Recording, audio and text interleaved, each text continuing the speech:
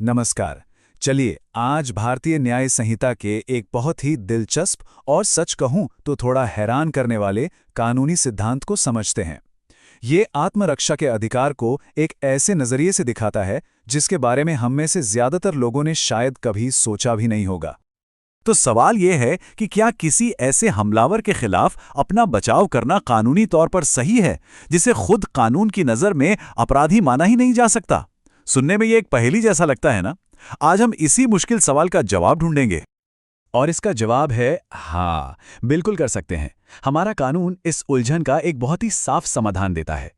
और ये समाधान एक बहुत ही बुनियादी सिद्धांत पर टिका है, किसी काम को उसे करने वाले इंसान से अलग करके देखना। चलिए इस आइडिया को थोड़ा और गहराई से समझते हैं। तो आखिर वो कौन सा कानून है जो इस विरोधाभासी सी लगने वाली स्थिति को संभालता है? वो है भारतीय न्याय संहिता की धारा 36। यही वो सेक्शन है जो इस पूरे सिद्धांत की नींव है। तो ये धारा 36 आखिर कहती क्या है? देखिए, बहुत आसान भाषा में इसका मतलब ये है कि ये आपको किसी भी नुकसान पहुंचाने वाले काम के खिलाफ अपनी रक्षा करने का अधिकार देती है, भले ही वो काम करने वाला व्यक्ति खुद अपराधी ना हो। अब सवाल है, वो अपराधी क्यों नहीं होगा? हो सकता है हमलावर नाबालिग हो, या मानसिक रूप से बीमार हो, या फिर किसी बहुत बड़ी गलतफहमी का शिकार हो गया हो। कानून का यह हिस्सा सच कहूं तो यही इस पूरे सिद्धांत की जान है। ये साफ साफ कहता है कि आत्मरक्षा का अधिकार ठीक वैसा ही रहेगा जो उससे तब होता जब वह कार्य अपराध होता। मतलब एकदम क्लियर है, आपके बचाव के अधिकार पर कोई फर्क नहीं पड़ता, हमलावर की कानूनी स्थिति चाहे जो भी हो। अच्छा, थ्योरी तो ठीक है, लेकिन असल जिंदगी में ये कानून कैसे काम करता है, इसे समझने के लिए कानून में दिए गए उदाहरणों से बेहतर कुछ नहीं हो सकता। तो चलिए पहला केस देखते हैं।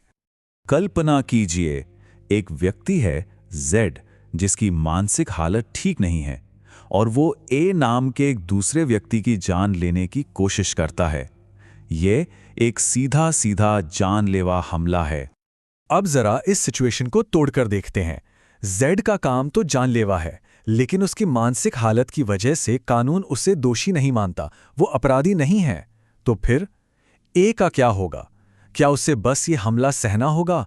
बिल्कुल नहीं। ए को अपनी जान बचाने का पूरा अधिकार है, ठीक वैसे ही जैसे जेड अगर मानसिक रूप से स्वस्थ होता तब होता। चलिए अब एक दूसरी सिचुएशन देखते हैं। ये मानसिक स्वास्थ्य के बारे में नहीं है, बल्कि एक बहुत बड़ी गलतफहमी के बारे में है। ये कानून का दूसरा उदाहरण है। इस केस में ए रात के समय एक घर में दाखिल होता है जहां जाने का उसे पूरा कानूनी हक है, लेकिन घर में जो जेड है वो उसे चोर समझ लेता है और, ध्यान दीजिएगा, नेक नियति से खुद को बचाने के लिए ए पर हमला कर देता है। एक बार फिर से इस सिचुएशन को एनालाइज करते हैं। यहां जेड ने एक बड़ी गलतफहमी में हमला किया, इसलिए कानून की नजर में उसने कोई अपराध नहीं किया। लेकिन कानून ए को भी तो देखेगा। ए को जेड के हमले से खुद को बचाने का पूरा अधिकार है, भले ही जेड की नियत बुरी नहीं थी। तो आप देख रहे हैं, चाहे वजह मानसिक बीमारी हो या कोई गलतफहमी, पीड़ित के अधिकार में कोई कमी नहीं आती। तो अब तक हमने ये देख लिया कि कानून क्या कहता है, पर अब सवाल ये उठता है कि ऐसा है क्यों? इस नियम के पीछे की सोच क्या है? और इसकी वजह बहुत ही सीधी और गहरी है।